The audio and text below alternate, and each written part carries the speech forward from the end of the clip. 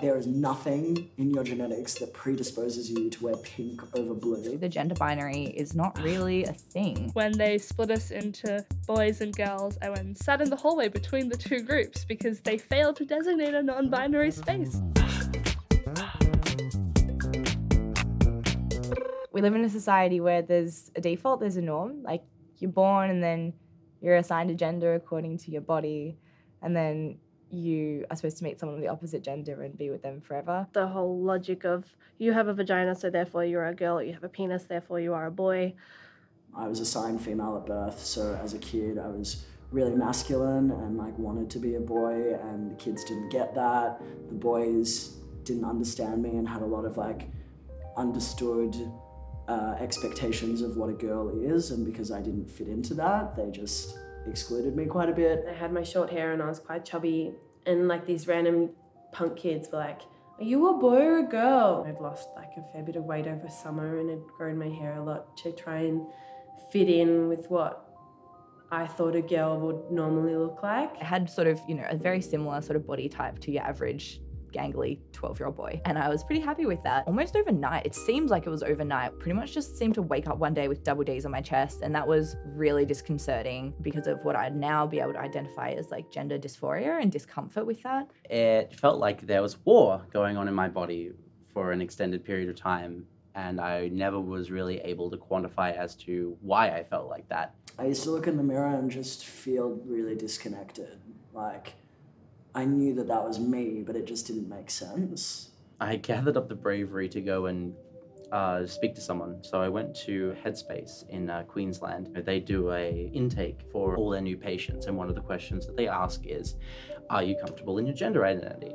And at the time, I was like, yeah, of course I am, yeah. Like, what kind of question is that? Ha, ha, ha, ha. I did like 3 weeks worth of research between that appointment and the next one, and I came back to my doctor going, yeah, I know I said I was trying to deal with all this stuff, but I know exactly what I'm dealing with now. I'm trans.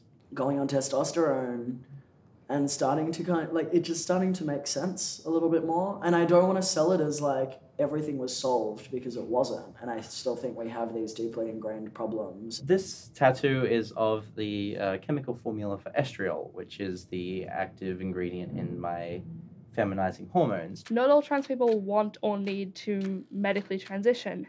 And for non-binary people, although some of us do medically transition, there's also a lot fewer options. A lot of medical understanding is how to take someone from a fairly feminine presentation to a fairly masculine, or a fairly masculine presentation to a fairly feminine. But if you don't identify with any of those concepts, not all non-binary people are going to feel like there's much of a point, and I certainly didn't. I went from one really rigid box of what it means to be a woman and transitioned to a really rigid box of what it means to be a man.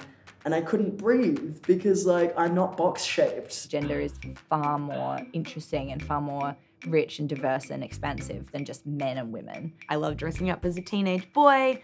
I love dressing up as a high-femme alien princess. I love playing with my gender. I'm non-binary, so gender fluid is the word I like to use, which means I'm neither man or woman. I love using they and them pronouns. They, them pronouns. They, them, theirs, as opposed to like she, her, hers, he, him, his.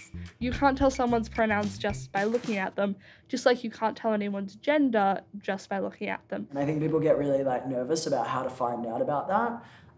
The main thing is just like never make assumptions, and it's okay to ask. Hi, my name is Josie. I use she, her pronouns. What's your name? What's your pronouns? It's like a signal of like, it's cool, like you are accepted here. Gender can be whatever you want it to be, and that just because you have short hair and you're a bit chubby and you don't wear makeup like the other girls doesn't mean that you're any less feminine or any less of a woman. I'm learning more about myself. I've learned more about my gender, my sexuality, and I feel safer and freer to explore who I am. My sexuality and my gender are both just queer, I guess. And I don't really feel like I need to define it all that specifically. I came out of the closet 3 times. I came out once as a woman, as a lesbian woman, once as a trans man, and then again just as me. You can stay in the closet, you can come out in a blaze of glory, you can do whatever you want. Don't get me wrong, the world is shit, especially to trans people, but the love and support that I've received since coming out, the ability to have